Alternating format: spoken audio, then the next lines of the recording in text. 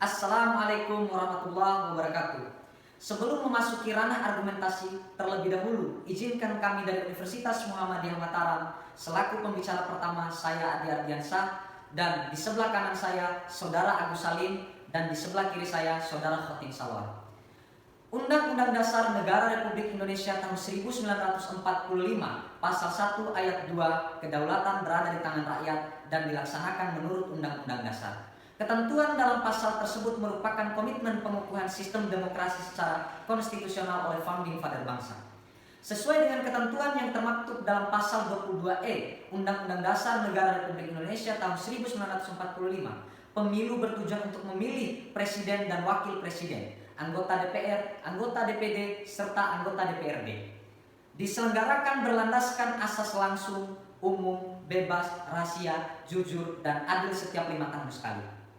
Penyelenggaraan pemilu bermaksud untuk memperoleh dukungan kuat dari rakyat sehingga mampu menjalankan fungsi kekuasaan pemerintahan negara baik rumpun eksekutif maupun rumpun legislatif dalam rangka tercapainya tujuan nasional sebagaimana diamanatkan dalam pembukaan Undang-Undang Dasar Negara Republik Indonesia tahun 1945. Sesuai dengan ketentuan Undang-Undang Nomor 7 Tahun 2017 tentang pemilu dalam pelaksanaan pemilu agar tetap berada dalam koridor yang benar, negara mempersiapkan institusi khusus untuk melakukan pengawasan menurut ketentuan pasal 89 ayat 1 Undang-Undang Nomor 7 Tahun 2017 bahwa pengawasan penyelenggara pemilu dilakukan oleh Badan Pengawas Pemilu atau Bawaslu itu sendiri. Legal formal kehadiran Bawaslu tidak lain untuk menghindari terjadinya pelanggaran dalam penyelenggaraan pemilu. Dalam negara hukum, segala aktivitas penyelenggaraan negara harus mengacu pada ketentuan hukum yang jelas. Narasi ini menjadi konsekuensi prinsip negara hukum yang telah diadopsi dan disepakati oleh founding father bangsa sebagaimana tertuang dalam konstitusi negara Undang-Undang Dasar Negara Republik Indonesia tahun 1945. Pasal 1 ayat 3 yang berbunyi, negara Indonesia adalah negara hukum. Kedudukan Bawaslu sebagai lembaga kuasi peradilan atau semi peradilan dalam sistem peradilan Indonesia sesungguhnya menjawab perkembangan praktek peradilan modern dan pemenuhan keadilan yang sesungguhnya bagi pencari keadilan pemilu atau pemilihan kepala daerah, yaitu peradilan tidak hanya dilakukan melalui proses di pengadilan, tetapi dapat pula dilakukan di luar pengadilan. Sejalan dengan perkembangan praktik peradilan di seluruh dunia dewasa ini, bahkan di Indonesia juga berkembang ide-ide untuk melembagakan mekanisme alternatif penyelesaian sengketa yang dikenal dengan istilah ADR atau Alternative Dispute Resolution.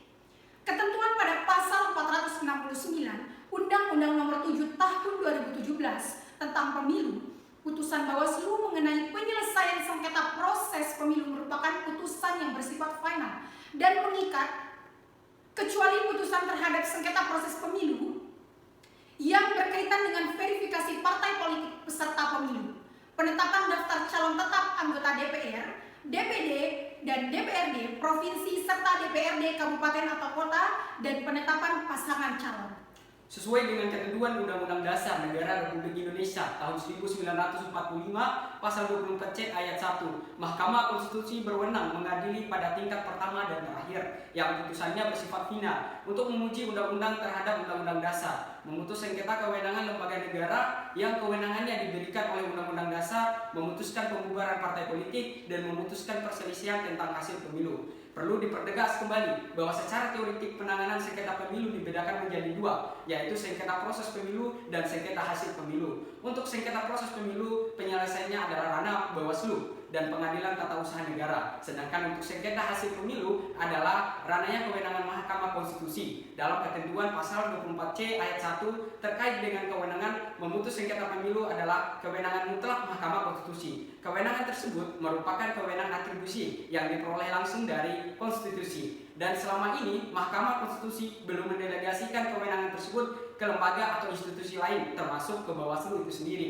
Oleh karena itu, sekali lagi mempertegas bahwa kewenangan memutus sengketa pemilu oleh Bawaslu bersifat inkonstitusional karena yang seharusnya memiliki wewenang memutus dan mengadili sengketa hasil pemilu pasca penetapan hasil pemilu adalah Mahkamah Konstitusi itu sendiri. Sekian argumentasi ilmiah dari kami. Wassalamualaikum warahmatullahi wabarakatuh.